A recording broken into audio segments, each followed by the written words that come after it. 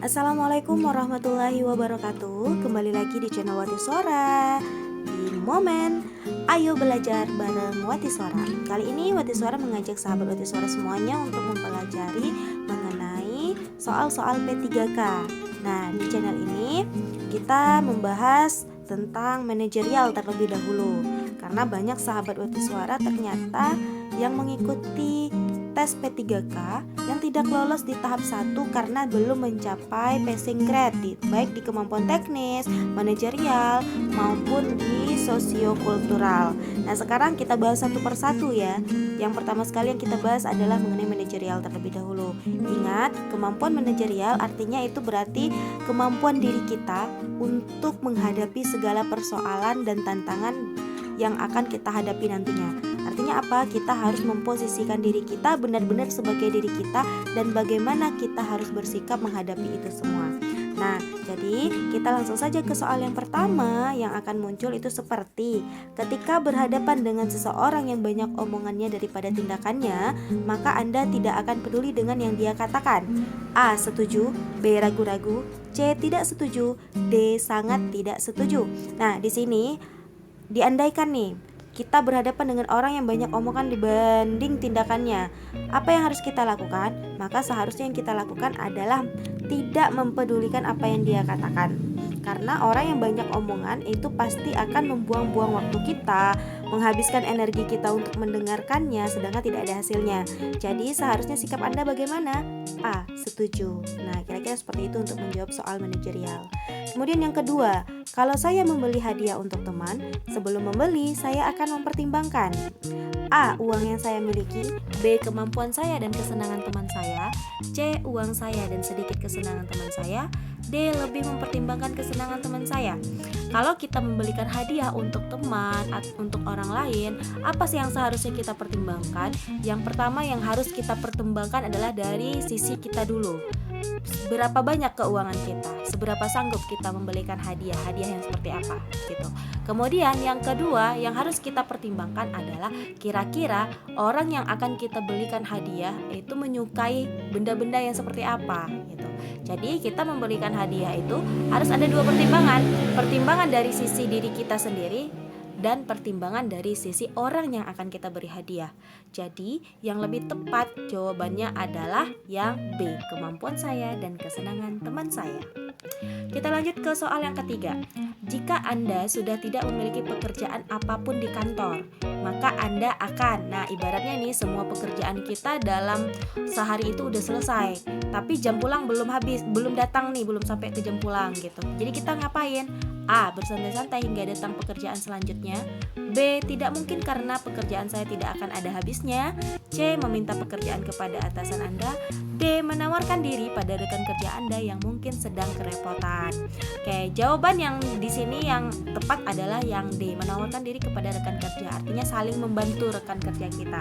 Jadi ketika kita pekerjaannya udah selesai namun jam pulang belum tiba, artinya apa? Kita tidak boleh bersantai-santai, berleha-leha, namun kita juga tidak boleh mengambil manfaat untuk mendekati atasan, meminta pekerjaan baru pada atasan. Itu tidak baik, sikap yang tidak baik.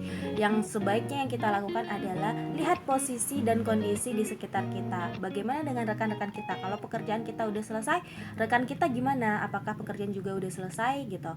Nah, jika tidak, maka kita harus membantu mereka ketika kita memiliki waktu dan pekerjaan kita udah selesai. Maka yang tepat jawabannya adalah saling membantu rekan kerja, yaitu yang D, menawarkan diri kepada rekan kerja yang kerepotan. Tuh. Yang keempat, saat saya harus menghadiri pernikahan seorang kerabat dari luar kota, bersamaan dengan itu terdapat tugas kantor penting. Nah, kita harus menghadiri nih pernikahan seorang kerabat di luar kota. Bersamaan juga dengan itu terdapat tugas kantor yang sangat penting. Sedangkan minggu lalu saya sudah izin kerja, maka saya akan, bagaimana sikap kita dengan posisi kita seperti ini? A. Memilih pergi dan berusaha sebaik mungkin pada tugas berikutnya, B. Melaksanakan tugas sungguh-sungguh dan inilah kesempatan untuk memperbaiki kinerja saya, C. Meminta izin tidak dapat mengikuti tugas hari ini, D. Mengerjakan tugas dengan sungguh-sungguh. Nah, sikap yang seharusnya yang kita lakukan adalah yang B, melaksanakan tugas sungguh-sungguh sungguh-sungguh, dan inilah kesempatan kita untuk memperbaiki kinerja kita. Kenapa? Karena kita kan di sini posisinya harus menghadiri pernikahan seorang kerabat nih. Bersama dengan itu ada tugas kantor yang penting. Sedangkan minggu lalunya kita udah izin juga nih.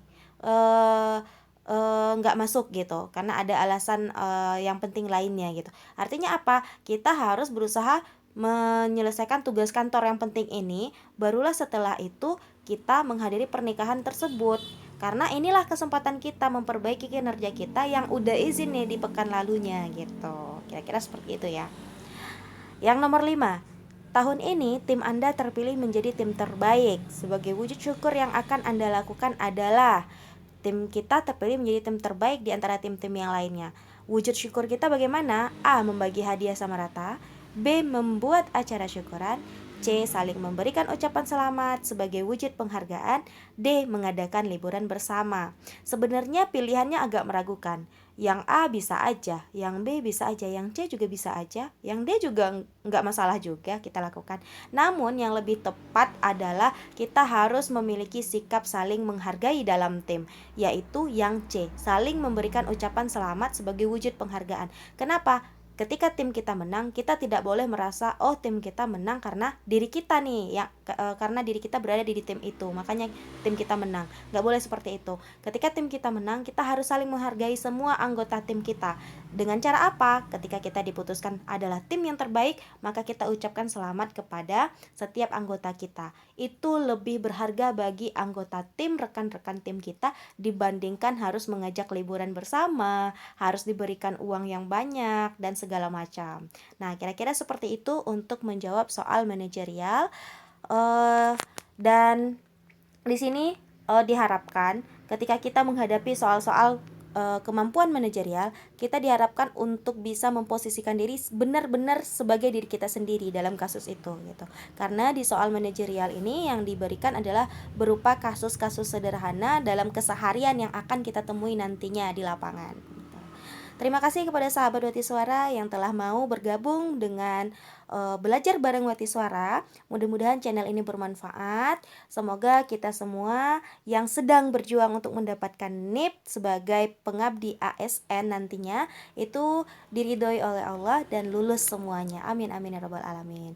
Bagi teman-teman dan sahabat Wati Suara yang belum subscribe, silahkan subscribe channel ini dan share channel ini ke orang-orang terdekat yang membutuhkan, sehingga channel ini sangat bermanfaat bagi orang banyak. Tujuan kita hanya satu, untuk menjadi bermanfaat bagi orang lain. Ingat, sebaik-baik manusia adalah orang yang bermanfaat bagi manusia lain. Terima kasih sahabat Wati Suara semuanya. Sampai jumpa di video berikutnya. Assalamualaikum warahmatullahi wabarakatuh.